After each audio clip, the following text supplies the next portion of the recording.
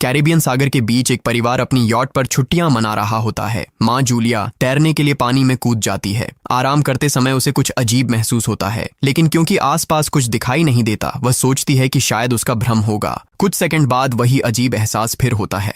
इस बार भी कुछ नजर नहीं आता, लेकिन अब वह घबरा जाती है और यॉट की तरफ तैरना शुरू करती है। तभी अचानक कोई उसकी टांग खींचने लगता है और वह मदद के लिए जोर जोर से चिल्लाने लगती है। उसकी बेटी कैसी हेडफोन लगाकर म्यूजिक सुन रही होती है, इसलिए उसे कुछ सुनाई नहीं देता। पति टॉम और बेटा बेन मछली पकड़ने में व्यस्त होते हैं। जूलिया पानी के ऊपर टिकने की कोशिश करती है, लेकिन मुंह में पानी जाने की वजह से चिल्लाना मुश्किल हो जाता है। थोड़ी देर बाद टॉम को एहसास होता है कि काफी देर से उसने जूलिया को नहीं देखा। वह यॉट पर उसे ढूंढता है और फिर अपनी पत्नी को खतरे में देख लेता है। वह बच्चों को बुलाता है, यॉट को उस तरफ ले जाता है और पानी में कूद जाता है। जल्दी से जूलिया तक पहुंचकर उसे संभालता है और यॉट की ओर तैरता है। बच्चे दोनों को ऊपर खींच लेते हैं। परिवार जूलिया को संभालता है, लेकिन जूलिया खुद को समझाती है कि शायद लहरों की वजह से ऐसा हुआ होगा। रात को सब मिलकर बेन का जन्मदिन मनाते हैं। कैसी को उसके बॉयफ्रेंड का कॉल आता है, तो वह लैपटॉप लेकर बाहर चली जाती है। वीडियो कॉल में उसका बॉयफ्रेंड दिखाता है कि शहर के ऊपर बड़े बड़े काले बादल छा गए हैं। कॉल ग्लिच होकर फ्रीज हो जाती है। कैसी यह बात परिवार को बताने आती है, लेकिन टॉम कहता है कि शायद जमीन से दूर होने की वजह से सिग्नल कमजोर है। तभी सबको एक आवाज सुनाई देती है। वे सब बाहर जाते हैं और देखते हैं कि व्हेल मछलियों का एक समूह गुजर रहा है। टॉम समझाता है कि व्हेल मछलियां हमेशा पृथ्वी के मैग्नेटिक फील्ड को फॉलो करती हैं, लेकिन जब तूफान आता है तो वे कंफ्यूज हो जाती हैं। अचानक यॉट जोर से हिलती है और बेन गिर जाता है। टॉम को चिंता होती है कि कहीं यॉट को नुकसान तो नहीं पहुंचा, इसलिए वह डाइव करके नीचे चेक करने चला जाता है। कुछ देर बाद वह सतह पर वापस आता है, लेकिन उसके कंधे पर एक बड़ा घाव होता है। जूलिया तुरंत उसका जख्म सीती है। टॉम बताता है कि पानी के अंदर उसे ऐसा लगा जैसे उसके पीछे कोई बहुत बड़ा जीव था, लेकिन जब उसने मुड़कर देखा तो प्रोपेलर से कट लग गया। वह कहता है कि जो भी चीज थी बहुत बड़ी थी। टॉम को यॉट पर काफी नुकसान दिखाई देता है, इसलिए उन्हें मदद बुलानी पड़ती है। जूलिया बार बार रेडियो पर कोशिश करती है। कैसी फोन पर सिग्नल ढूंढती है, लेकिन कुछ भी काम नहीं करता। तभी कैसी को एक अजीब सा जीव दिखाई देता है और वह चिल्ला उठती है, लेकिन वह तो बस बेन होता है जो मास्क पहनकर मजाक कर रहा होता है। कुछ देर बाद यॉट पूरी तरह बंद हो जाती है और समुद्र के बीच में फंस जाती है। जूलिया रेडियो में एक आवाज सुनती है, लेकिन आवाज इतनी खराब होती है कि उसे कुछ समझ नहीं आता। टॉम परिवार को बताता है कि उनके पास सिर्फ 4 दिन का खाना पानी बचा है और अब उन्हें किसी मछली पकड़ने वाली नाव का इंतजार करना होगा। अचानक रडार पर कुछ डिटेक्ट होता है और परिवार को एक अजीब सी आवाज सुनाई देती है। सब दौड़कर बाहर आते हैं और हैरानी से देखते हैं कि कई सारे उल्कापिंड जमीन पर गिर रहे हैं।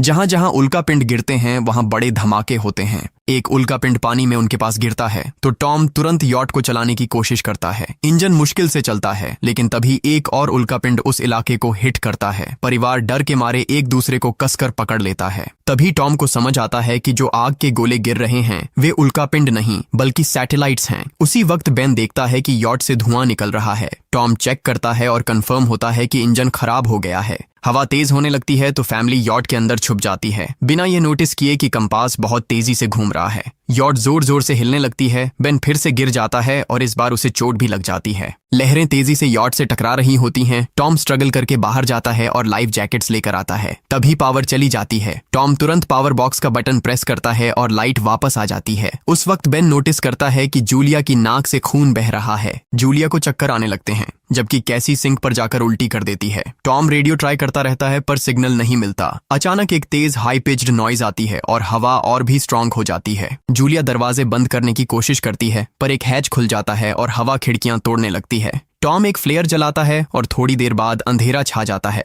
अगली सुबह फैमिली शॉक में उठती है कि वो स्टॉर्म से बच गए हैं, लेकिन यॉट आधी तबाह हो गई होती है। जब वो बाहर आते हैं तो देखते हैं कि समुद्र का पानी गायब हो गया है और यॉट अब जमीन पर अटकी है। सब ये देखकर शॉक में आ जाते हैं। कैसी सिग्नल चेक करती है पर नेटवर्क बिल्कुल डाउन होता है। बेन 2 मरे हुए केकड़ों से खेलने लगता है। टॉम कंपास चेक करता है और देखता है कि वो उल्टा हो गया है। ये आखिरी बार 7 लाख साल पहले हुआ था। कैसी को लगता है कि उसका बॉयफ्रेंड मर गया होगा और वो टूट जाती है। जब जूलिया उसे समझाने आती है तो कैसी उसे दूर कर देती है और छुपने चली जाती है। जूलिया और टॉम बची हुई सप्लाईज देखते हैं। बेन अपने बर्थडे बलून्स एक पत्थर से बांध देता है ताकि शायद कोई बचा हुआ सर्वाइवर देख ले। टॉम फिर रेडियो ट्राई करता है और इस बार एक आदमी से कनेक्शन हो जाता है। उसका नाम नाव होता है और वो एक सबमरीन का कैप्टन होता है। उसकी सबमरीन भी लैंड पर अटक गई है। वो कंफर्म करता है कि मैग्नेटिक पोल्स रिवर्स हो गए हैं, इसलिए ओशन पीछे हट गया है और जमीन डूब गई है। वो कहता है कि उसने अभी तक और सर्वाइवर्स नहीं देखे और कम्युनिकेशन सिस्टम सिस्टम्स बिल्कुल डाउन हो गए हैं। वो मजीद ये भी कहता है कि पोल्स फिर रिवर्स होंगे और शायद एक हफ्ते में समुंदर वापस आ जाएगा।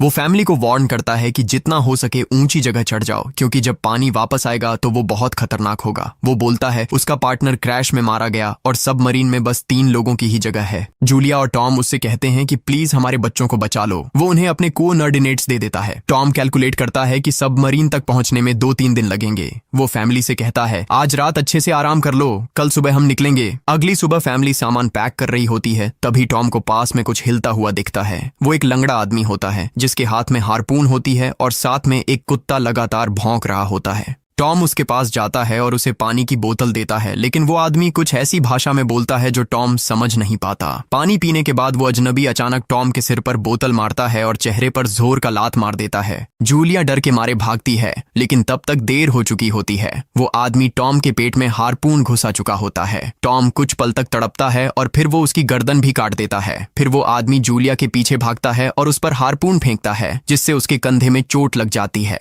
जूलिया दर्द सहते हुए यॉट के अंदर भागती है और बच्चों को बोलती है कि छुप जाओ। वो दरवाजा लॉक कर देती है। कैसी और बेन सोफे के अंदर घुस जाते हैं। जूलिया उन्हें फ्लेयर गन पकड़ाती है और खुद एक चाकू लेकर बाथरूम में छुप जाती है।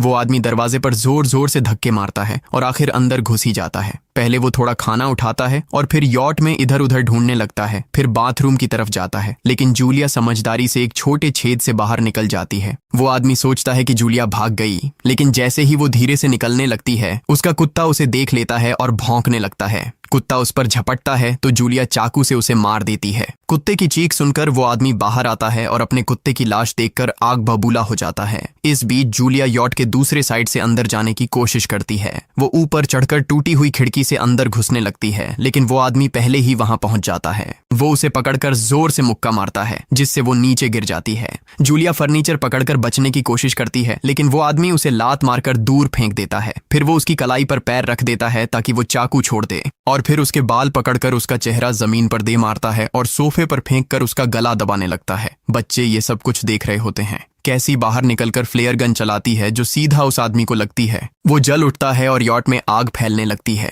बच्चे तुरंत भाग जाते हैं, लेकिन जूलिया वापस आती है। वो उसे एक किक मारकर गिराती है, मैप और बैग उठाती है और वहां से भाग जाती है। बेन और कैसी अपने पापा के पास जाकर रोने लगते हैं। जूलिया भी उनके साथ बैठ जाती है और तीनों मिलकर आंसुओं के साथ टॉम को आखिरी अलविदा कहते हैं। तभी वो डरावना आदमी फिर यॉट से बाहर निकल आता है तो फैमिली फिर से भागने लगती है। कुछ ही देर में यॉट एक बड़े धमाके के साथ उड़ जाती है। थोड़ी दूर चलने के बाद वो लोग एक छोटे से झरने के पास रुकते हैं ताकि थोड़ा आराम कर सकें। कैसी सोचती है कि शायद वो पागल आदमी उनके पास गुब्बारे देखकर आया था। ये सुनकर बेन खुद को कसूरवार मानने लगता है। जूलिया उसे समझाती है कि इसमें उसकी कोई गलती नहीं थी और सबको आगे बढ़ने को कहती है, क्योंकि वो आदमी अभी भी उनके पीछे है। रास्ते में एक छोटे तालाब के पास बेन एक मरी हुई हैमरहेड शार्क देखकर हैरान रह जाता है। तभी जूलिया नोटिस करती है कि वो आदमी फिर उनके करीब पहुंचने वाला है। सब लोग दौड़ पड़ते हैं और एक रेत के टीले से नीचे गिर जाते हैं, जहां उन्हें जहरीला कचरा दिखाई देता है। फैमिली सावधानी से उसे पार करती है और लगता है कि उन्होंने उस आदमी से पीछा छुड़ा लिया है। चलते चलते उन्हें बड़े बड़े मरे हुए सी एनिमल्स और समुंदर के नीचे जमा हुआ सारा प्लास्टिक दिखने लगता है।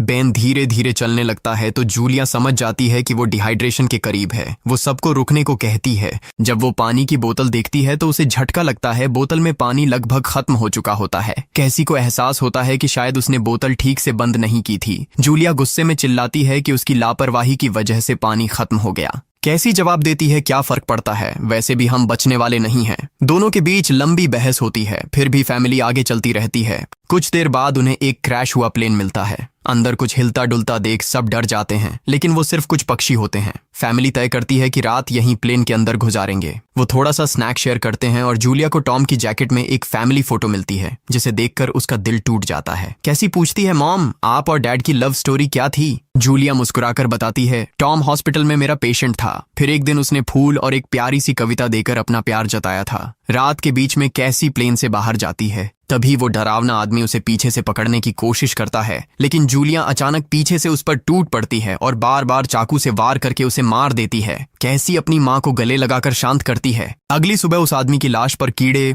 गुंड पड़े होते हैं। फैमिली नोटिस करती है कि उसके शरीर पर कई काटने के निशान हैं, मतलब इस एरिया में कोई खतरनाक जीव छिपा हुआ है। जैसे ही वो लोग वहां से निकलते हैं, केकड़े उसके मुंह से बाहर निकल आते हैं। कुछ घंटों बाद जूलिया और कैसी मैप देख रही होती हैं, लेकिन बेन धीरे से आगे निकल जाता है। जूलिया चिल्लाती है, रुक जाओ, लेकिन बेन एक तालाब में झुककर पानी पीने लगता है। जूलिया तुरंत उसे खींचकर बाहर निकालती है और समझाती है कि अनजान पानी उसे बीमार कर सकता है। धूप बहुत तेज हो जाती है तो फैमिली अपने सिर कपड़ों से ढक लेती है। बेन को चक्कर आने लगते हैं। तभी उन्हें कुछ पुराने कुर्सियां मिलती हैं और जूलिया कैसी उनसे एक टेम्पररी शेल्टर बना लेती हैं। जूलिया बेन को इंजेक्शन लगाती है और तय करती है कि वो रात वहीं बिताएंगे। सुबह जूलिया एक अजीब सी आवाज सुनकर उठती है। बाहर जाकर देखती है तो क्रैब्स का एक बड़ा झुंड उनकी तरफ आ रहा होता है। वो तुरंत बच्चों को उठाती है और तीनों भागना शुरू कर देते हैं। भागते भागते उन्हें एक बड़ा कार्गो शिप दिखाई देता है। वहां 3 क्रू मेंबर्स जिंदा होते हैं। एक औरत उनकी मदद करना चाहती है, लेकिन बाकी 2 आदमी मना कर देते हैं और तीनों फैमिली को बाहर छोड़कर कंटेनर लॉक कर लेते हैं। क्रैब्स पास आ जाते हैं। जूलिया बच्चों को कंटेनर के ऊपर चढ़ाती है। खुद जब चढ़ने लगती है तो क्रैब्स उसके पैर को जोर से काट लेते हैं। बच्चे उसे खींचकर ऊपर चढ़ाते हैं, नहीं तो वो नीचे गिर जाती। कंटेनर के एक छेद से आधे क्रैब्स अंदर घुस जाते हैं। क्रू मेंबर्स फायरिंग शुरू करते हैं, लेकिन क्रैब्स उन पर हावी हो जाते हैं और दोनों को मार डालते हैं। आखिरी आदमी छत के होल तक पहुंचता है, लेकिन क्रैब्स उसे भी नीचे खींच लेते हैं और वो भी मर जाता है। जूलिया अपने जख्म पर पट्टी बांधती है और बेहोश हो जाती है। कुछ देर बाद जब वो उठती है तो खुद को रेत के तूफान के बीच अकेली पाती है। वो घबराकर बच्चों को ढूंढने लगती है। एक मरी हुई औरत का हथियार उठाती है और जोर जोर से चिल्लाती है। कैसी उसकी आवाज सुनकर लौट आती है और बताती है कि वो और बेन मदद ढूंढने गए थे, लेकिन कोई नहीं मिला। फिर दोनों बेन से मिलते हैं, जिसे एक खुला कंटेनर मिलता है जहां वो तूफान खत्म होने तक रुक सकते हैं। जूलिया टॉम का लाइटर निकालती है और अपने जख्म को जलाकर बंद करती है, जो बेहद दर्दनाक होता है। तूफान थमने के बाद उन्हें एक और कंटेनर मिलता है जिसमें बहुत सारी पानी की बोतलें होती हैं। बॉडीज चेक करते वक्त उन्हें एक रेडियो और एक गन भी मिलती है। जूलिया नाव से संपर्क करती है और बताती है कि मैप खो गया है। इस पर नाव बताता है कि उन पर आर्थ्रोपॉड्स ने हमला किया था, वो अबिस के जीव हैं जो ऑक्सीजन की वजह से पूरी तरह पागल हो चुके हैं।